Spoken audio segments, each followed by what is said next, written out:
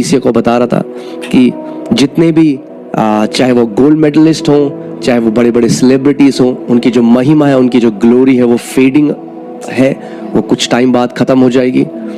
कुछ समय की है, जब वो पीक में होते हैं तो पूरी दुनिया उनको जानती है, न्यूज़पेपर में उनके बारे में आता है, मगर जब उनकी एज हो जाती है, वो जो महिमा है वो ढल जाती है। मगर परमेश्वर का वचन कह रहा है हम लोगों के साथ वैसा नहीं है। जो जीवन आप जीते हो मसीह में, वो अनंत तक, वो महिमा, आपकी गवाही, आपकी टेस्टमनी एंड तक रहेगी।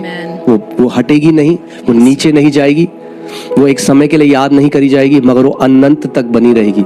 इसीलिए परमेश्वर का वचन कहता है कि कुछ भी ऐसा नहीं परमेश्वर के राज्य में जो छुपा हो, जो प्रकट ना हो। पर्दे के पीछे आप जैसा भी जीवन जीते हो, आपके मन में जो विचार उठते बैठते हैं, परमेश्वर उन सबको देखता है, वो जांचता है, और जैसा जीवन हम जीते हैं उस हिसाब से आपकी गवाही भी होगी अनंत तक। आगे हम चलते हैं। इसमें लिखा है हम तो एक अविनाशी मुकुट को पाने के लिए यह करते हैं, इस प्रकार मैं उस व्यक्ति के समान दौड़ता हूं जिसके सामने एक लक्ष्य है। मैं चाहता हूं आप सोचो आपके जीवन का लक्ष्य क्या है।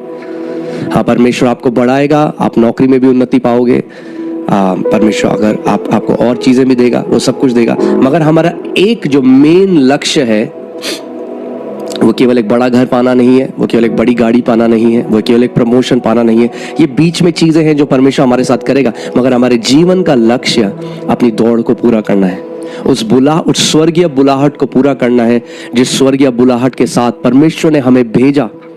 कल सुबह मैं आपको इफिसियों की पत्री से बताऊंगा कि कैसे आपकी स्वर्गीय बुलाहट परमेश्वर ने आपको तब दी थी जब उसने इस पृथ्वी की नींव बिना डाली थी। तो आपकी स्वर्गीय बुलाहट आपसे भी पुरानी है। आपको परमेश्वर ने आप पर भरोसा